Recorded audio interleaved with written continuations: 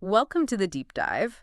Today, we're really jumping straight into this escalating global race for artificial intelligence dominance. Yeah, it's definitely heating up. You've pulled together some fascinating materials for us. There's a documentary looking at China, the US, Europe, Right, that rivalry. a pretty lively Reddit discussion that spun off from it, and also some, deeper analyses from think tanks, publications, looking at the whole geopolitical angle. Exactly. Gives us a few different lenses to look through. So our mission today is basically to pull out the key insights, figure out who the main players really are, and get a handle on what's actually at stake here. Absolutely. And the sources are great for that. You have the documentary, which gives you that sort of on-the-ground feel. Mm. The Reddit thread, which is more that immediate, raw reaction. Yeah, unfiltered thoughts. And then the analytical pieces, Lazard, Brookings, they give us that broader context, the data, the frameworks to understand it all. Okay, so let's dive right in. The big question.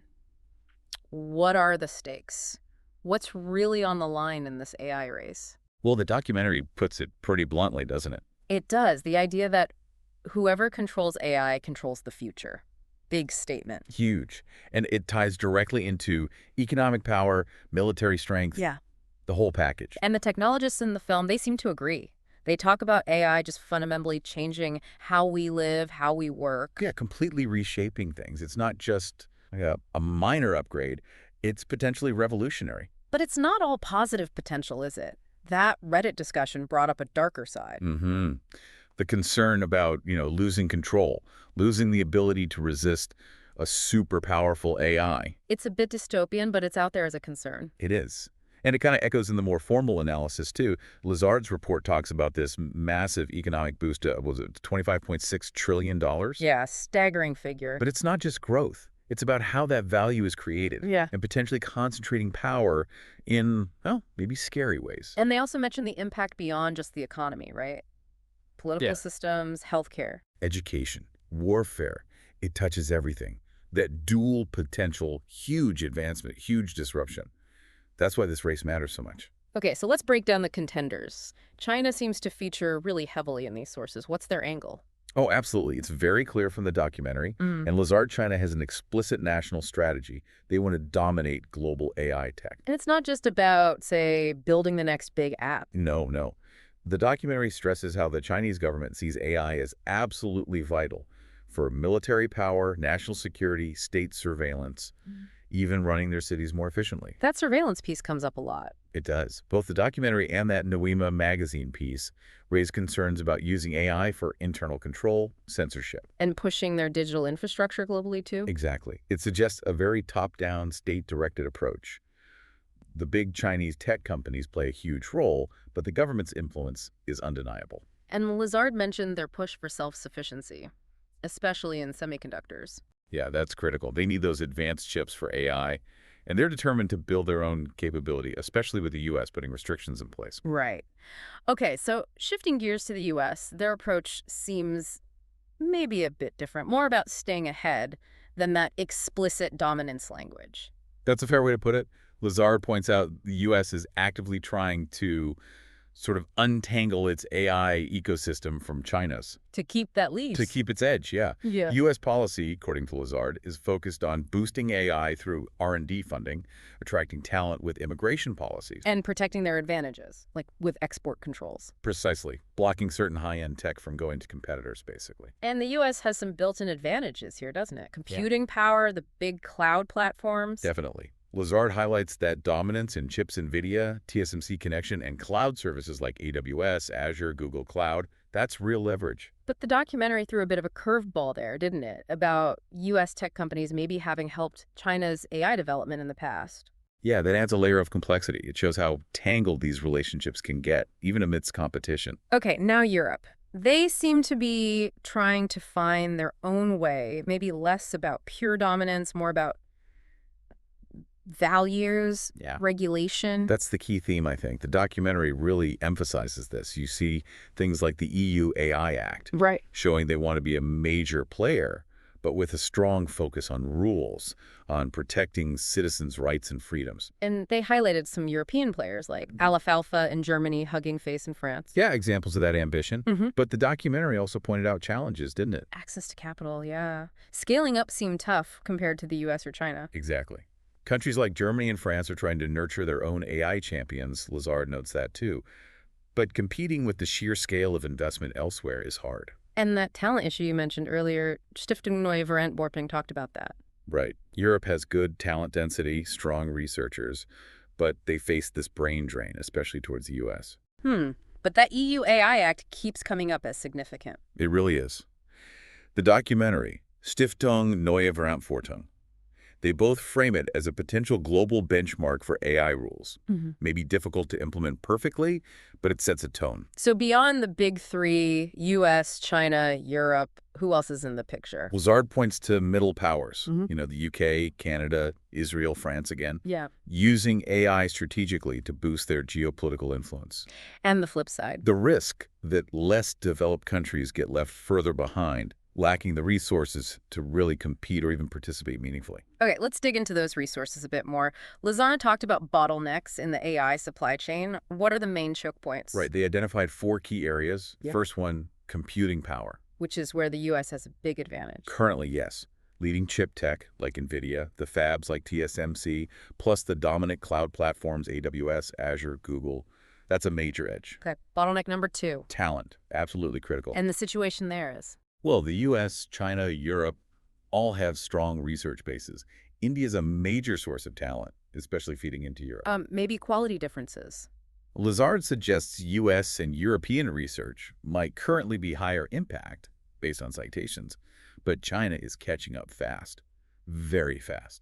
Third bottleneck, data. We hear a lot about China's data advantage. How real is that? It's nuanced. Lazard points out, yes, China has a huge population, lots of digital activity, maybe fewer initial restrictions, but the usefulness of data really depends on the specific AI application. And there's this growing trend everywhere towards data nationalism. Meaning countries wanting to keep their data within their borders. Exactly. Data sovereignty, that could change the whole landscape of who can access what data for training AI. And the last bottleneck Lazard mentioned was physical infrastructure, which isn't maybe the first thing you think of with AI. Maybe not, but it's becoming vital. Think about the massive data centers AI needs. Powering them, cooling them. Right. Lazard says energy and water availability are becoming real constraints on where you can even build these things. Plus, AI uses a ton of energy, which clashes with climate goals. That's a growing tension. Interesting. Now, the documentary also spent time on open source AI. Hugging Face came up again there. How does that fit in? Hugging Face, being European, was framed as promoting this open sharing, responsible development model. Which sounds good. It does foster accessibility, maybe speeds up innovation for everyone. But there's the flip side, right? The risk of misuse, if powerful AI tools are just freely available. Precisely. That tension between open access and potential harm by bad actors is a really tricky part of the open source debate. Which leads us neatly into the ethics and societal stuff. The documentary and Noema really dug into this. Yeah, big concerns. Manipulation, disinformation, how AI could impact elections. That's pretty immediate. Very. And then the bigger, longer-term questions about AI safety, even existential risk people like Max Tegmark were featured talking about that. The whole keeping humans in control problem. Exactly. And also the impact on jobs, not just routine tasks anymore, but potentially automating knowledge work. That feels like a huge societal shift waiting to happen. It really does. And Noema highlighted those different philosophical approaches too, sort of state-centric view versus the Western focus on rule of law and ethics. Different starting points for governing AI.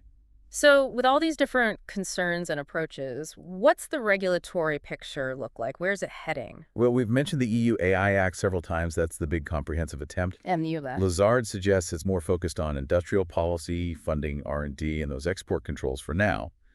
Getting big legislation through a divided Congress is tricky. Right. Globally, there are talks about international rules, but getting everyone to agree, that's going to be tough.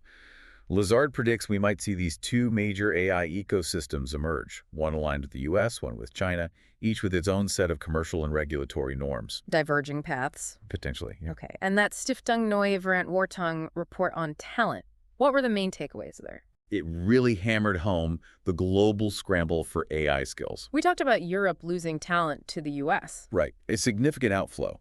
Meanwhile, India is a huge supplier of AI professionals for Europe. Interesting dynamic. Yeah, and within Europe, it's mostly Northern and Western Europe attracting that international talent.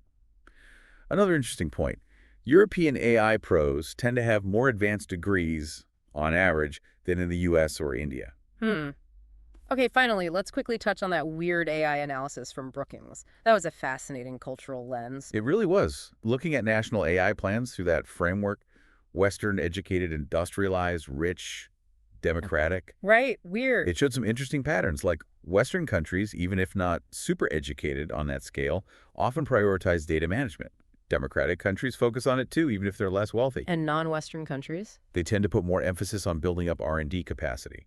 Things like managing algorithms, governing AI, those seem to be bigger priorities in Western plans. And education investment. Mostly a Western focus, according to that analysis. It really shows how a country's background, its values, its political system, it all shapes how it approaches something as big as AI. So we've covered a lot of ground, looked at this from multiple angles. What are the key things you, our listeners, should really take away from this deep dive? I think the main thing is that this AI race, it's way more than just tech. It's this incredibly complex mix of geopolitics, economics, ethics, even cultural values, all tangled together. Yeah, it's not happening in a vacuum. Not at all. Yeah. And the choices these big powers are making right now will fundamentally shape the future. We're talking national security, economic winners and losers, individual rights, how society functions. So understanding these dynamics is crucial. Absolutely. It helps you, the listener, to think critically about what's happening, how it might affect your life, your work. Okay, and to leave you with something to think about, considering how fast AI is moving and these very different ways countries are approaching it, what big long-term impacts haven't we really grappled with yet? That's a good question. What are the downstream consequences we're not quite seeing? Yeah. And how can we, individual societies, prepare for a future where AI is just woven into everything? How do we make sure we get the balance right between pushing innovation forward and holding on to our core human values? It's definitely an ongoing conversation. It is, and your informed perspective is really vital as it unfolds. Thanks for joining us for this deep dive.